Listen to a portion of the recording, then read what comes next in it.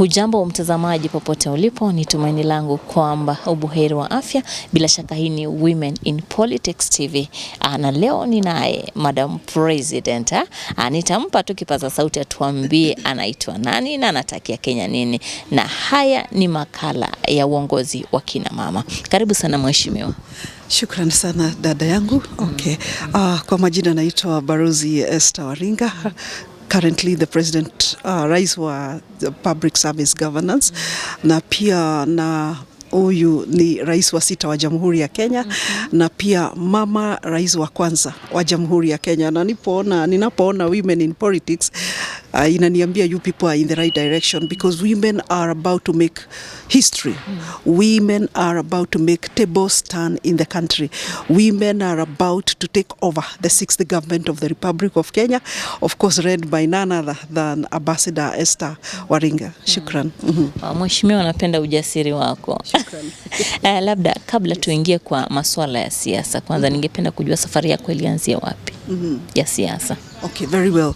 Safari yangu ilianzia pale wakati nilikuwa nafanya kazi na Umoja wa Mataifa, na nikajipata katika eneo baribari nchini na baadhi ya nchi zingine ambazo children, women suffering from political oppression, na nikajiambia ya kwamba ni wakati nijiingize kwenye uringo wa uongozi katika Jamhuri ya Kenya, wakati nitakuwa nimekaa katika meza ambayo ina formulate policy formulation and implementation, policies ambazo zitaguza wale watoto, wale wamama, wale wananchi ambao wamefinywa na maisha, wamefinywa na economy, wamefinywa na mambo mangumu katika nchi. Nikasema ya kwamba wakati nilikuwa UN, by then I was a strategic planning consultant then, lakini nikajiambia hiyo sio mwisho. After being subjected to suffering and marginalized communities, I said to myself, I would want to do something for these people who are suffering at the policy level, and that is why I'm here. And until it is done, I'm not about to give up, because we must have progressive policies that will be able to impact positively on water. When are we going to have sufficient water to the people of Northeastern? When are we going to have sufficient food for the people of Kenya? Not only the Northeastern, even part of Central, part of Nyanza, part of Eastern. That's my dream. When are we going to have a stable economy that Kenyans, are enjoying to be their country, and even to pay taxes that does not necessarily, depress their pockets? And when are we going to decapitate corruption? This is my biggest agenda, corruption decapitation, because corruption has technically eaten into the economy of the country. So when I look into all this, and of course the most important one that I've been fighting all through, and it is known in Kenya, I'm known by the Kenya Bila Uchaguzi Bill, because at some point I thought that it's not necessary to do elections. And especially when I saw, like in recent days, when I saw political figures, heavy political figures in this country, that the only thing left for them is to hurl insults at each other, I ask myself, what is general elections? Can we be able to tune ourselves back to what, like judiciary is doing, vetting and appointment of judicial officers? Even the president of judiciary is vetted. So yes, I'm running for president through the current system of government, but once I take over government, definitely Kenyans, listen to me, my biggest responsibility will be to do away with general elections, will be to do away with political campaigns, will be to do away with expensive political processes and elective processes, and bring about vetting and appointment of leaders in the Republic of Kenya. Wow. Mheshimiwa, kuna wale viongozi ambao tumeona pale mbele walijaribu pia kiti hicho, akiwemo Mheshimiwa Martha Karua, Charity Ngilu. Labda wewe ni nini inafanya unahisi kwamba ni wakati wako na utaweza kufaulu? Tuheshimu hawa mama viongozi. Charity Ngilu tuamheshimu, pia tolea kofia mama Martha Karua, kwa sababu ya vile wamejitolea hapo mbeleni kuwa marais katika Jamhuri ya Kenya, lakini kwa wakati sasa Esther ndio sasa ako hapa akiwania hii kiti, na tuseme ya kwamba maono ama maoni ama in English visions are different, focus is different, strengths different, so I will not in any way try to try to analyze what they did or what they did not do. I would say that it's because the vision is in me. It is my time to do things differently. Whatever probably they did not do, I'm ready to do it. And of course, we are reigning in season now where the power of women sio kama hapo mbeleni ambao mwanamke kiti yake ilikuwa tu pale jikoni, lakini wakati sasa kiti ya mwanamke tumeona uongozi katika hata Jumuiya ya Afrika. Tumeona Mama Suluhu hapa in the neighboring Tanzania country. Tumeona other women leaders, women presidents across the world who are mushrooming and coming up very strongly. So Kenya cannot be left behind. And because God has given us that vision, He has given us the capability, He has given us the brains to be able to bring good governance into reality. I would say that this is the right time now for Kenya to agree that their next president will be Ambassador Waringa, and as we salute those who have been there formally, but whatever probably they did not do, we are able to do it better. And something else is that Kenyans understand more about what a woman can bring on board. Maybe by the time we had Honorable Charity Ngilu, we still had not opened up to women leadership. Same case to Mother's time. And that is why Constitution 2010, we try to bring in now the 2/3 gender rule so that we can have maybe a strategic platform upon which women can rise up to leadership. So I would say that as time goes by, nations are opening up to women leadership. And during my time right now, I'm enjoying the company of women. I'm enjoying the embracement of women. I'm enjoying great favor with the women of the Republic of Kenya as we talk right now. And having women being 50+% of the population of Kenya, we are assured that indefinitely that the 50+ women will take pride to have one of their own as a president. And of course, it's good to change. We have had His Excellency Jomo Kenyatta, the father of Uhuru. We have had President Moi, who was again a man. We had President Emilio Mwai Kibaki, who was a man again. We had President Uhuru, again a man. And now we have President William Ruto, 5 men. It is time to say, thank you, our dear men, but it is time to take a break and say, can we test the power of a woman in leadership, a woman president? What difference is she able to bring on board on matters economy? You know, a woman is a mother. The way a mother in the kitchen ensures that, you know, the entirety of her family, even if there are 12 children, they can feed from one packet of unga. So what I mean is that she's a manager. A woman manages the kitchen, she manages her family. You go to the religious platform, she manages the church, she manages the various religious platforms, she manages institutions. We have seen the Chief Justice, Honorable Mother Koome, a woman of stature, a woman of power, a woman of decisions, a woman, you know, of great leadership. And if Mother Koome is delivering also at the level of Chief Justice of the Republic of Kenya, then we are assured that a woman can be able to lead as the head of state and government, and of course, the Commander-in-Chief of the Republic of Kenya. No doubt that Ambassador Esther will make it. Watch this space, the Republic of Kenya. Yeah. Wow, I love the confidence. I wish it is tomorrow. Yeah, that's amazing. I'm ready for it. Wow. Yes. Maybe people might ask, unawania kiti kipi? Kiti cha urais, lakini chama kipi? Okay. Yeah, ni mzuri niweke wazi ya kwamba nawania kiti cha rais wa 6 wa Jamhuri ya Kenya. Na tunasema chama tunasemanga ya kwamba sometimes it's good to break away from the norm if we continue doing things the same way, we may not get different results. So you have asked me about chama changu ni gani. I am forming the first independent government of the Republic of Kenya. It is very clear in Constitution 2010 that anybody in the Republic of Kenya has a constitutional right to form an independent government of Kenya. So we are not different from those who want to form government using political party platforms. So, and because I'm coming in as a woman, you know, a woman would like to do something different. Sio lazima ati nikuwe nachaguliwa na ODM na UDA na DCP na what na PNU. We salute them and we respect that, yeah? But now let us feel how an independent government will be.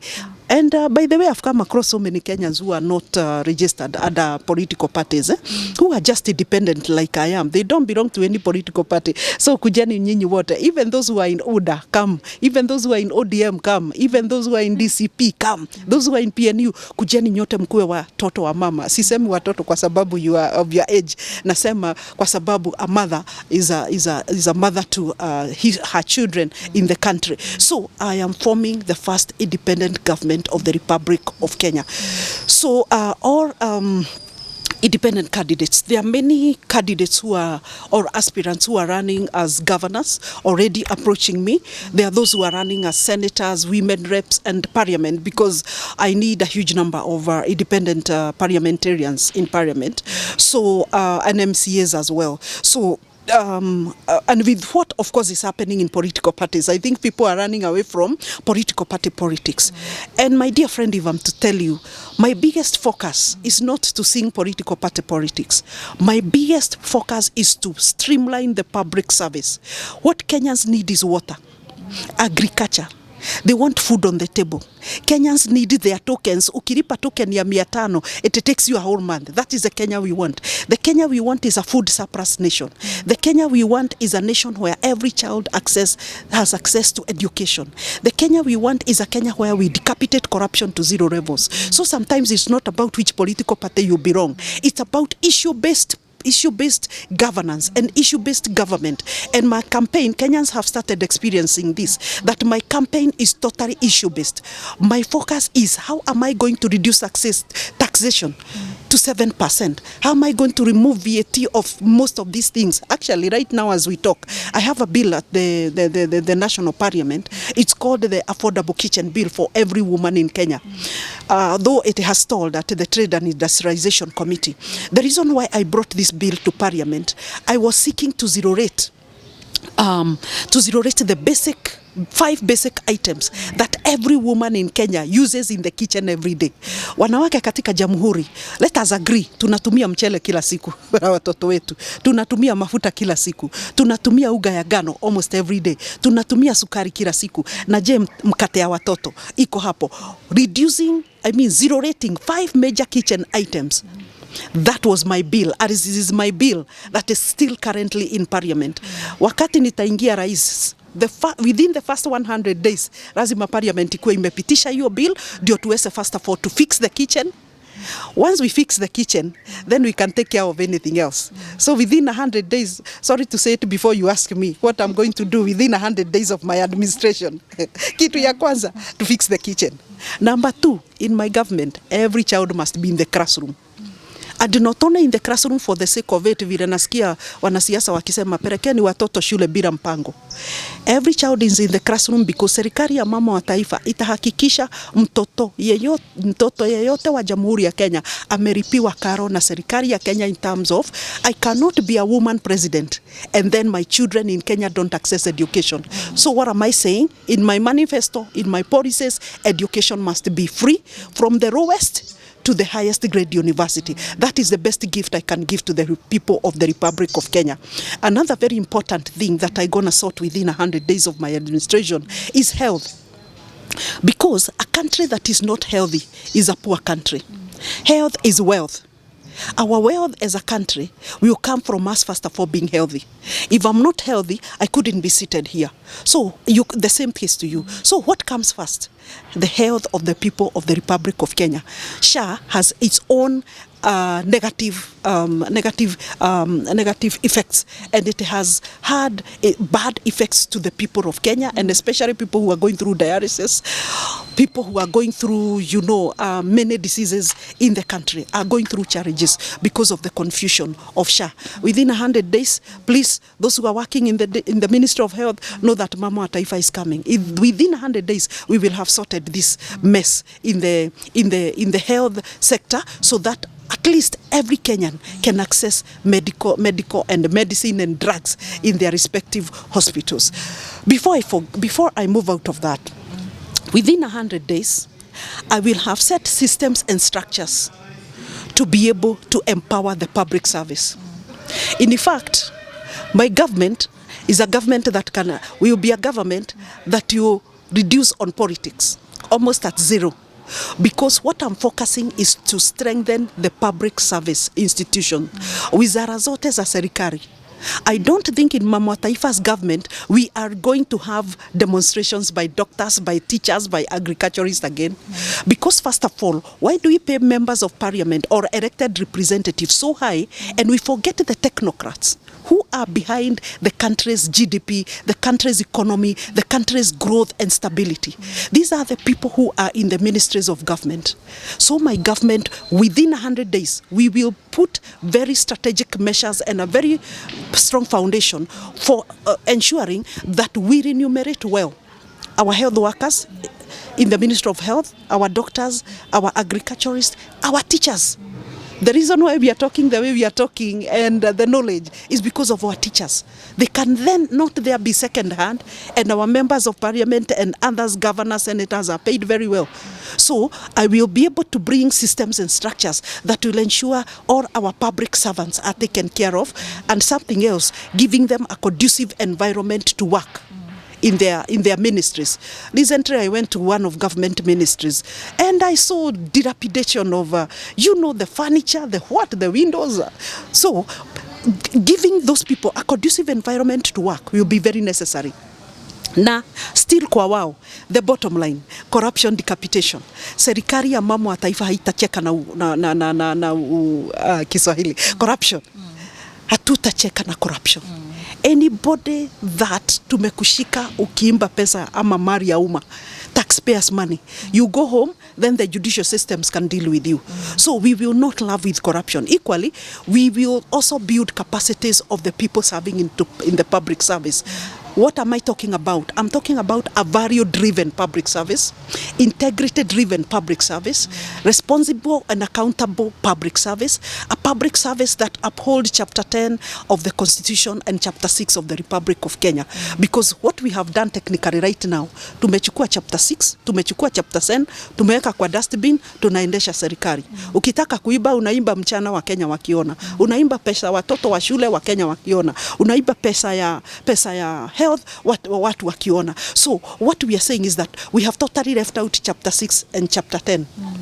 So my administration is going to reinstate Chapter 6 and Chapter 10. So be ready. Those who are working in the public service, I know you are doing good work, but my government comes in, maptas kitu kidogo, ati nipatie 2,000 nikupatie ID, nipatie 10,000 nikupatie passport, nipatie what?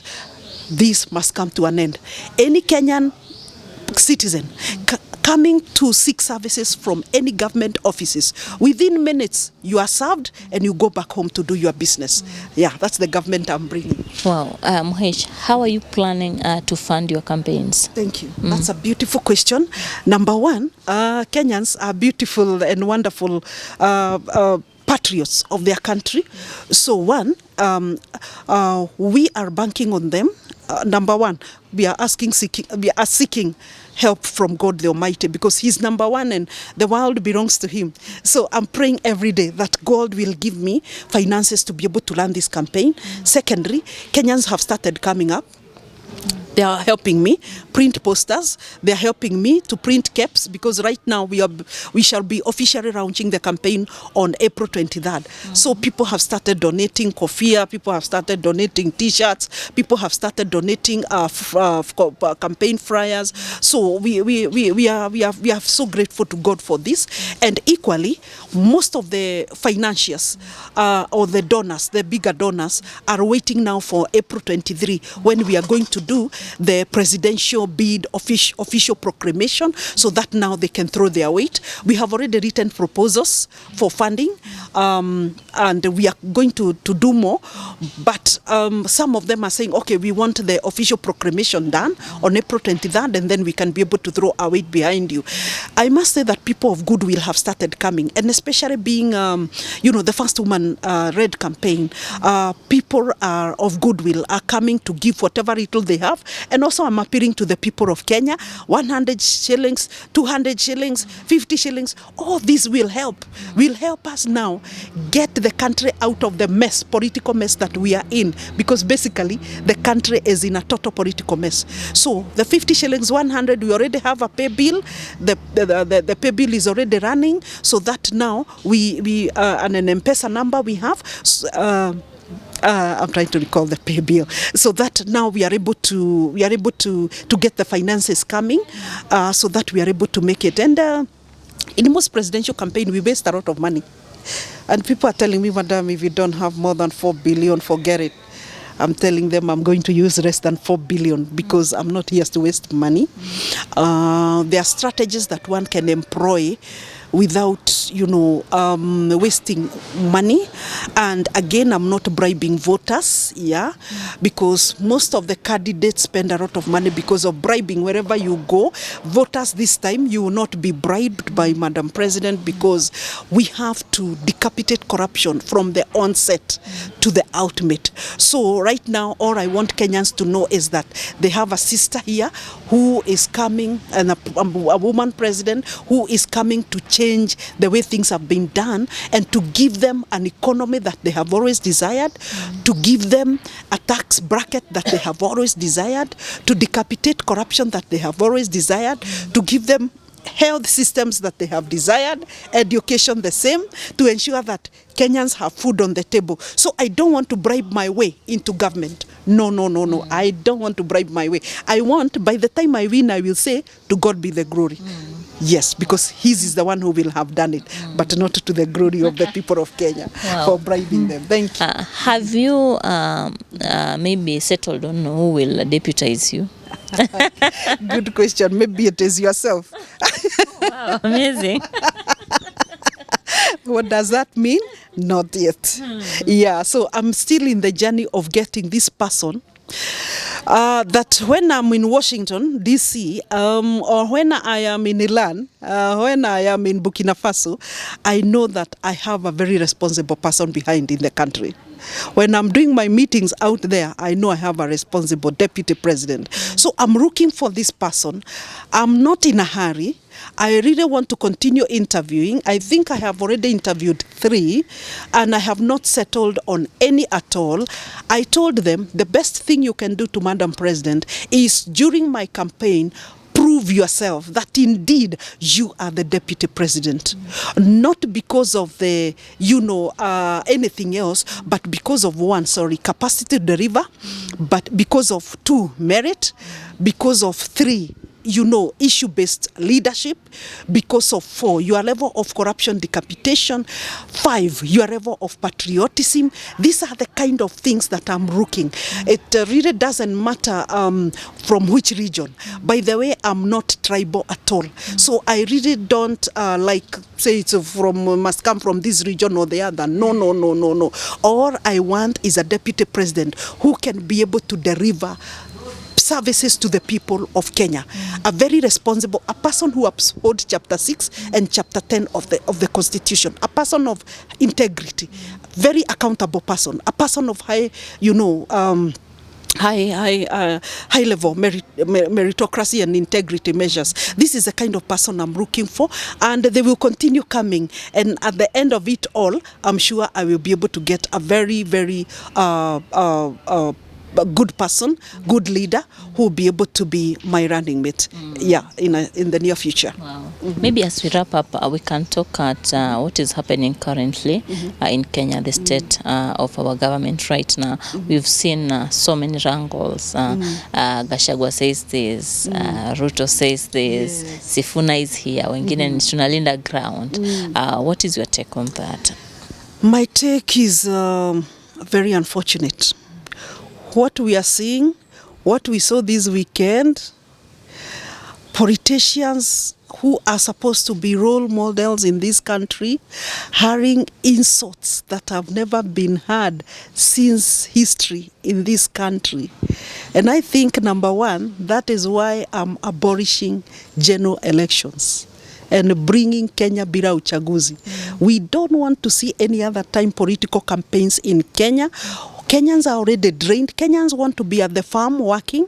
Kenyans want to be at their businesses working. Kenyans want to be in their classrooms doing their studies and everything else. But politics has taken, allow me to say retrogressive politics. Retrogressive politics has taken center stage in the country. I even wonder, when these leaders are out there, Kenyans are in big crowds, are they not working? Hakuna biashara ama ni nini inaendelea katika Jamhuri ya Kenya. So for me, the two leaders or 3 or 4, 5 leaders who are hurling insults of each other, I come here to remind you that you are supposed to be role models. Ambassador Esther is here to remind you that you are supposed to be parents. I come here to remind you that a leader is supposed to be an image of national unity and cohesion and integration. I come here to remind you that you are failing the same constitution that you were sworn in to protect. You are failing chapter 6, you are failing chapter 10 on matters integrity, responsibility and accountability, because a responsible president, a responsible deputy president, a responsible politician, we will not talk of the words that we had. I was almost closing my ears, like many Kenyans were saying, I'm not watching news. Because in front of your children, and you are listening to a head of state, you are listening to a former deputy president, making such statements, hurling such deep insults to each other. Leaders, you have failed us. In fact, I wish we can take over this government today and allow you to go home, all of you. Take over the Republic of Kenya and show you what we mean by responsible leadership and show you what we mean by being a parent. If you are a president, if you are a deputy president, if you are a leader of a party, if you are a leader of any political alignment, know that you are a parent. You are a role model. You are a leader of integrity. But now, all integrity, mmeyondoa. All accountability, mmeyondoa. All responsibility, you have just removed all your good coverings, and now you are left bare. The country, in fact, what happened, they opened up the country to shame. I could not imagine that this is my country last night. This is the same case that all Kenyans went through when we watched in our news. It was just beyond comprehension. So we are saying, I wish we were able to take this over government, not emotionally, but things are just too bad. We have lost focus on what is leadership. And I think it's time to redefine what is leadership, who is a leader, what is chapter 6 of the Constitution, what is chapter 10 of the Constitution, who is a father, who is a mother, who is a party leader, who is a deputy president. We must redefine this because I think we don't know yet. So for me, it's a total turnaround of government that we are bringing on board. And Kenyans, tafadhali, can I say that our moral standards are gone? With what we saw, where is our morality? Tunatupiana maneno ambayo hata mtoto akisikia anashindwa, huyu ni mtu mzima ama huyu ni mzazi ama huyu ni nani? So leaders, we have failed. We must confess that. And it's time to show Kenyans direction. I was telling people the other day that Kenyans, we are going to take this government not 8 a.m. as they always say, 6 a.m. Why? Because there is very dire need for change of guard, for change of leadership, for a mother to be in government. There is very, thank you our fathers, but now you are hurling insults at each other. Viongozi wetu wa baba, what is happening? What is happening to these men? So they better stop it. If they're not going to stop it, then Kenyans are going to decide against them in terms of the votes. And I want to believe that Kenyans are ready for a women-led government. Kenyans are ready for me. I always say that. I even don't know how to hurl insults. I always tell my strategy team that mine is issue-based. Ambieni wa Kenya tutaleta uga namna gani. Ambieni wa Kenya how are we going to make sure free education is realized. Tell Kenyans how even the oldest mama in the village is going to access a dispensary meters away and have drugs. That's what Kenyans want to hear. They want to hear Kenyans in Nyandarua or in other agricultural areas how well their roads are done so that they can be able to export their agricultural produce. They want to hear how much are we ready to establish a coconut processing plant in Mombasa. In Makueni wanatugojea with the mangoes that are rotting in the farms. Nyandarua, carrot, cabbage, maziwa inapotea. We can't wait to take over this government. Is it now? Is it tomorrow? This constitution has given us 2027, but 2027 is too far. I feel the energy. Yeah. I feel the... I get you. Yes, I feel the energy. I feel the vigor. I feel the preparation. And you know, all this, we human beings sometimes, those who believe in God are not ourselves. So I want to believe that it's what God has impacted in me to be able to bring to you Kenyans. That's what I'm feeling, that it's time. And it is coming. The first woman president, mwanamke wa kwanza, rais wa sita wa Jamhuri ya Kenya, and to our defense forces, the first CIC, the commander-in-chief of our Kenya Defense Forces of the Republic of Kenya. We have not had that for the longest time. Our defense forces are so used to men. It's a high time that our defense forces get to used to a lady, and we shall work together and ensure that Kenya is a beautiful country. By the way, I've traveled to the continent of Africa, especially when I worked with the UN. And most of the people from the continent, you will hear them say that, wow, Kenya is a beautiful country. We will not therefore allow politics to take this country to the dogs again. The way we are taken at the continental level, the way we are taken at global level is the way we want Kenya to be. So I'm coming to take Kenya to the highest level. And because some countries, powerful nations are coming down, Kenya is coming with Mama wa Taifa to be a global pesetter on socio-economic development. Thank you very much. Wow. Maybe the last one, you know, people understand, or I don't know, people say that women are the most difficult creatures to convince. I don't know, which strategy are you going to use to convince women to vote for you? Because we had Martha Karua, as I told you, Charity Ngilu, but women, wanasema wanawake tuko wengi hapa Kenya, but they never voted for. They never voted for. Yeah, Martha Karua to win. So, which strategy are you going to use to make sure that these women votes for you? Interestingly, my friend, let me tell you, women have even started doing songs for me. Can I say bottom line, I'm enjoying God's favor, just freely like this. I don't know, 2 days ago, a woman called me and told me, Madam, we have done a song with a women group, and they posted the song, and I'm like, gosh, even I don't know them. They just saw the number on our campaign posters, and they called and they said, we have done this song, and me and my team listened to the song, and we said that this is the song. We actually invited them to come to the presidential lounge on April 23rd, so at the Peace Memorial Park called Bomb Blast Site. That's where we shall be launching, where Wananchi are. So these women, I told them, please come and present that song that day. So what am I saying? I'm enjoying free favor, free ride, free love from all the women of the Republic of Kenya. And that is why I can't wait to pass the 2/3 gender rule. It must work this time. With Mama wa Taifa, the 2/3 gender rule must be realized. So I'm not finding it difficult. Wa mama wa soko, I have tested the waters. I've gone to marketplaces. Wakati ninafika sokoni, tunaimba wimbo na wa mama. I'm telling you, I'm really loving it. I can't even wait to launch officially and get to the grassroots. So I've not had, by the way, difficult times with women.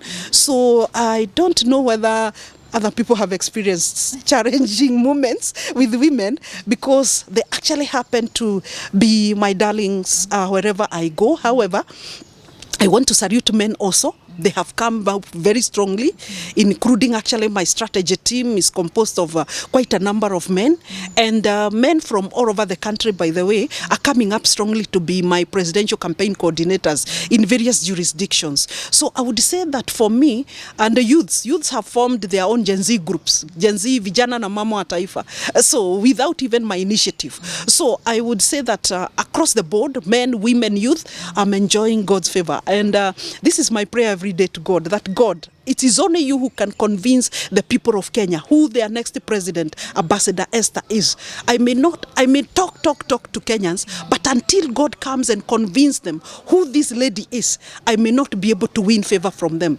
But I think, bottom line, we are all believers, and when you believe in God, then He propels you to the next level. So with Kenyans, I think I have no problem.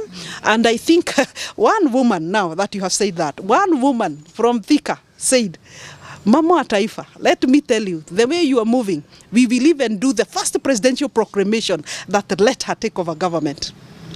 That's how powerful and that's how great favor has been accorded to me from all over the country. What did she mean? She meant that we will have all agreed, all the 50+% population of Kenya, that wacha Ambassador Esther Waringa aongoze serikali, and that is where we are headed. This one could be a proclamation coming. Wow, all the best. Mheshimiwa, as we wrap up, I just want you to look onto that camera and talk to the people of Kenya. Yes. Yes, the people of the Republic of Kenya. Here is your 6th president and commander-in-chief, head of state of government of the Republic of Kenya. I'm ready to give you the country that you have ever desired. I'm ready to ensure good governance is realized, economic stability is realized, social justice for all, national cohesion and integration, socio-moral standings, ethics and integrity. Until that is realized, we cannot give up. So relax, the people of Kenya, and know that all is not gone. Your head of state and government, prepared by the systems. I have been the president of public service governance and also prepared at heart. I love God passionately, and whatever God leads never fails. So we are coming, and on April 23rd, 2026, 10 a.m., we shall all be at the Peace Memorial Park Gardens. That is the bomb blast site gardens. That is where we shall be launching the 6th government of the Republic of Kenya. Or if you want, that is when we shall be launching my presidential bid. So all of you are invited, and my parting shot is, it will be my slogan, leadership beyond politics and service beyond promises. And together we can, and not by might, not by power, but by the Spirit of God the Almighty, we will sweep the country and we will take over. And you will remember these words here today. Thank you. Wow. Thank you so much, Mheshimiwa, for the amazing time. Asante. All the best. Thank you, dear. Thank you. I wish that you become the 6th president of this country. So that you can host me now at State House. Wow. I can't wait for that. To our audience, thank you so much for tuning in. This is the Women in Politics TV show where we bring you women in leadership. My name is Edith, and in case you are out there, you want to share your journey in politics, we'll pin the number down there. Just call us. We will talk. Thank you.